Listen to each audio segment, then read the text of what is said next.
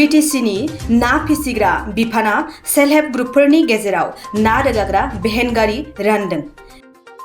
बिटिसिआव ना फिसिग्राफोरखौ थुलुंगा होनो आरो ना फालांगि खालामनायाव हेफाजाब होनायनि थांखिजों बिटिसिनि ना फिसिग्रा बिफाननिफ्राय क'क्राझार, चिरां, बाक्सा आरो उदालगुरि जिल्लायाव गंफायै सेल्फ हेल्प ग्रुपफोरनो ना रोगाग्रा भेन गारि रानदों। हाबाफारियाव बाहागो लानानै बिटिसिनि जुनार आरो ना फिसिग्रा बिफाननि मावफुं सोद्रोमा राकेश ब्रह्म आरो मावफुं सोद्रोमा डक्टर निरुत सरगारिया बाहागो लानानै मुलाम्फागिरिफोरनो ना रोगाग्रा भेन गारिखौ गथायनानै होयो। बिटिसि सरकार गठन खालामदोंमोन। फैजेननाय समावनो बुंदोंमोन जे जों गोदान मोनसे सोलायथि लाबोगोन आरो बे सोलायथिखौ नाजानो थाखायनो जों हदाय गोदान सिन्था खालामनानै खामानि मावबोगासिनो दङ। बे बाराव जों बिटिसिखौ आगोलनि जि सरकारा खालामलांनाय खामानि बेनिफ्राय एसे जों बेलेग रोखोमनि मावनानै जोङो मोनसे गोजौ थाखोआव जोंनि जाथिजों लोगोसे जोंनि बे ओनसोलनि रायजो राजाखौ लांनो सेस्था खालामदों।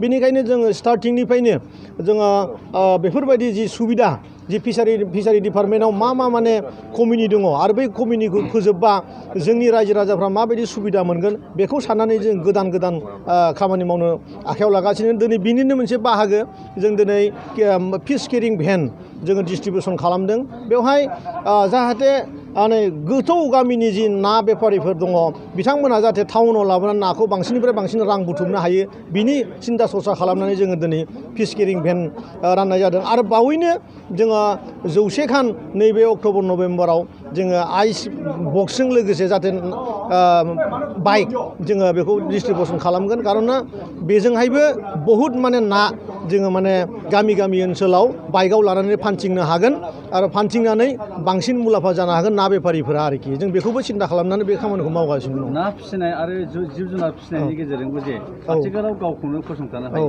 आरो गोबांफोर सेल्फ हेल्प ग्रुपआनो बे खामानिखौ मावबाय थायो। बे सोरखारि बिफाननिफ्राय माबायदि मदद होनायनि मोनसे खोथाखौ दिनै आं बुंनो हायो, जोङो जिखिनि रोंगौ बे जोंनि रोंगौआ जोबथि नङा, खारन रोंनांगौ बहुद दंबावो। जों दिनै मोसौनि खोथाखौ बुंनो हायो।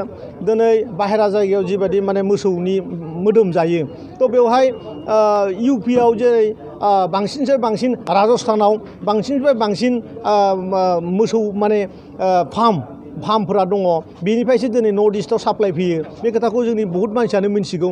खिन्थु बेफोरबायदि जोङो बाहेरनिफ्राय लाबोलायनानैसो जोङो नर्थ इस्टआव जेनेबा साप्लाय लानांगासिनो दङ। बेखायनो जों फैगौ समाव एनिमेल हासबेन्डारि डिपार्टमेन्टजों सेन्ट्रेल गभर्नमेन्टजों जों रायज्लायनानै जोङो 1000 crore मोनसे पेकेज जोङो अलरेडि थिक थाक खालामखाबाय आरो बे 1000 crore फैसाजों जोङो जोंनि ओनसोलाव थानाय सेंग्रा सिख्ला बोराइ बेन्थ' जिफोरा माने मावनो गोसो जायहा इन्टारेस्टेड दङ बे गथ'फोरखौ जोङो दा संस्थापन होनो ओंखारदों।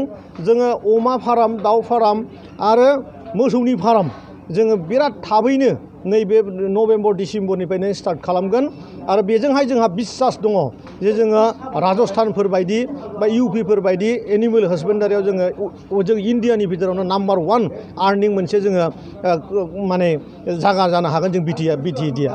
गोबां लाइमोनफोरानो गाव गसंथानो थाखाय जिब जुनार फिगासिनो दं। जे बिथांमोना गोबां अमाफोर थैजागासिनो दं। बे बोसोर सरकारा माबायदि मदद जों बेखौहाय अलरेडि दाख्लै बावैसो जानाय आरो बिनि आगोलावबो जादों। खिन्थु जोंनि गोदान सरकार फैनायनि उनाव जों जिखिनि बिजाथिफ्रा जिखिनि माने अमा फिग्रा मालिकफ्रा अमा थैजादों बेखौहाय जोङो माने मोनसे सेन्सास खालामदों आरो बे रोखोमै जोङो मोनसे फैसा होनो बिथांमोननो थांखि लादों। आरो बे फैसाखौ जों बिटिसिनिफ्राय होलायनाङा, स्टेट गभर्नमेन्टआनो गावसोरनो दायथ' लादों जे जिखिनि माने बेमारजों थैबाय बे अमानि फैसाखौ स्टेट गभर्नमेन्टआ गावसोरनो होनो ओंखारदों।